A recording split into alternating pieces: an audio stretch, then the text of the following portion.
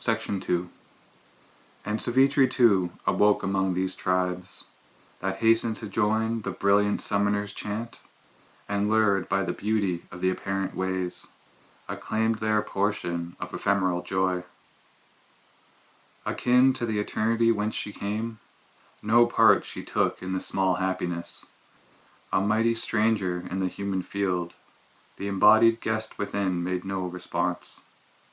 The call that wakes the leap of human mind, its checkered, eager motion of pursuit, its fluttering hued illusion of desire, visited her heart like a sweet alien note. Time's message of brief light was not for her. In her there was the anguish of the gods, imprisoned in our transient human mold, the deathless conquered by the death of things.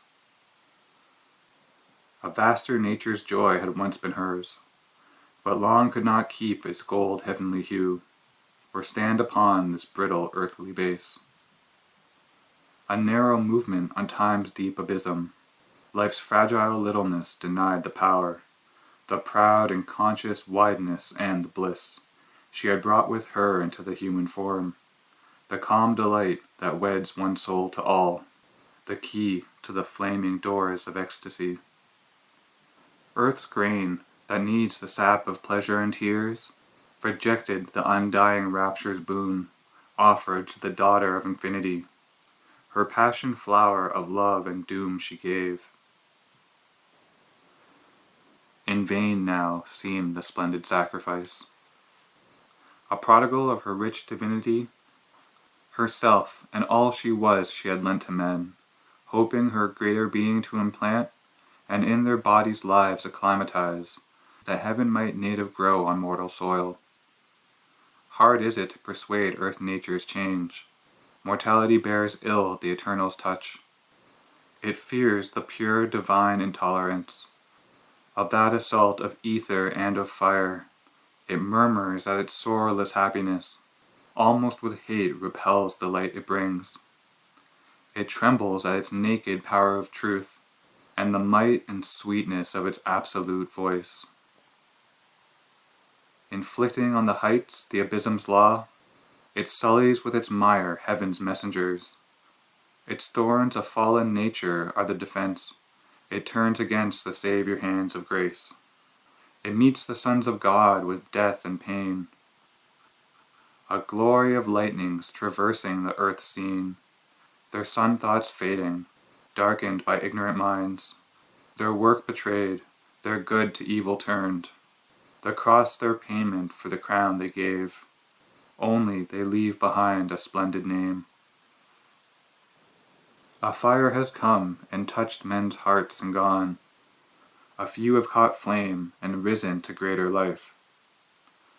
Too unlike the world she came to help and save, her greatness weighed upon its ignorant breast. And from its dim chasms welled a dire return, a portion of its sorrow, struggle, fall. To live with grief, to confront death on her road, the mortal's lot became the immortal's share. Thus trapped in the gin of earthly destinies, awaiting her ordeal's hour abode, outcast from her inborn felicity, accepting life's obscure terrestrial robe, hiding herself even from those she loved, the Godhead greater by a human fate. A dark foreknowledge separated her from all of whom she was the star and stay, too great to impart the peril and the pain. In her torn depths she kept the grief to come.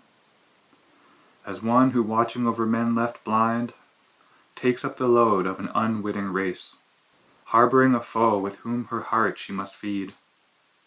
Unknown her act, unknown the doom she faced. Unhelped she must foresee and dread and dare. The long-foreknown and fatal morn was here, bringing a noon that seemed like every noon. For nature walks upon her mighty way, unheeding when she breaks a soul, a life. Leaving her slain behind, she travels on. Man only marks in God's all-seeing eyes.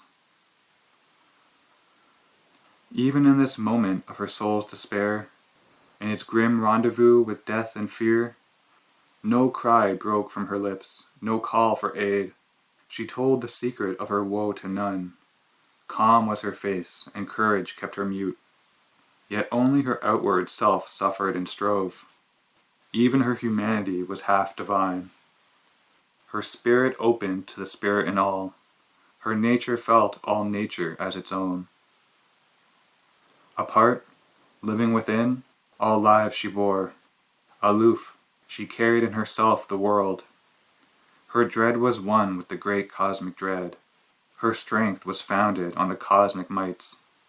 The universal mother's love was hers. Against the evil at life's afflicted roots, her own calamity its private sign. Of her pangs she made a mystic poignant sword. A solitary mind, a world-wide heart, to the lone immortal's unshared work she rose. At first life grieved not in her burdened breast, on the lap of earth's original somnolence.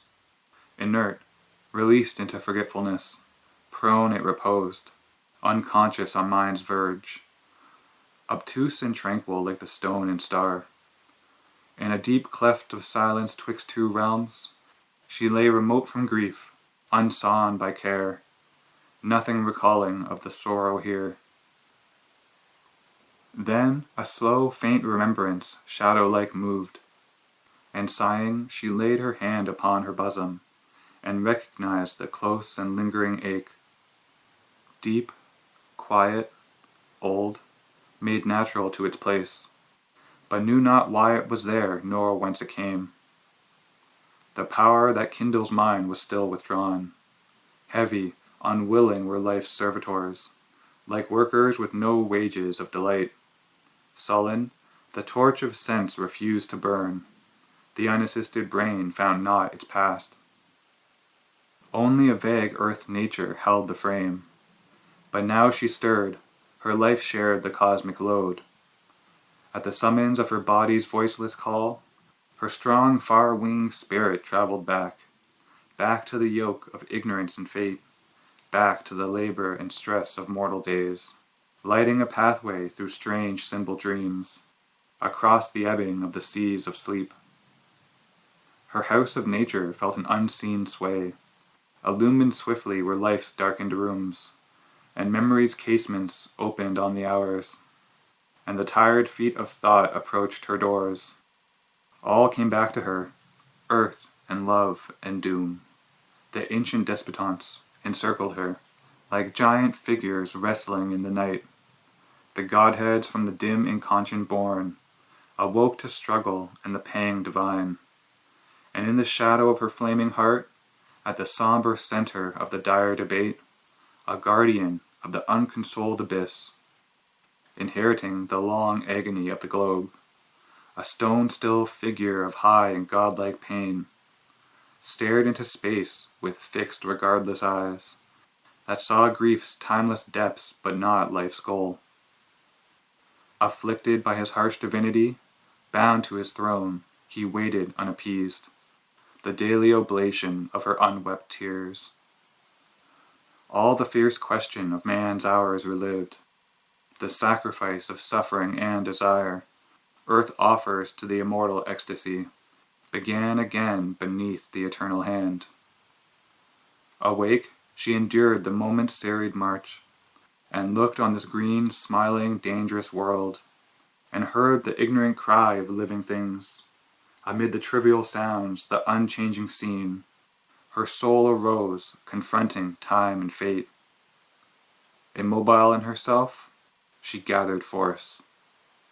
This was the day when Satyavan must die. End of Canto 1.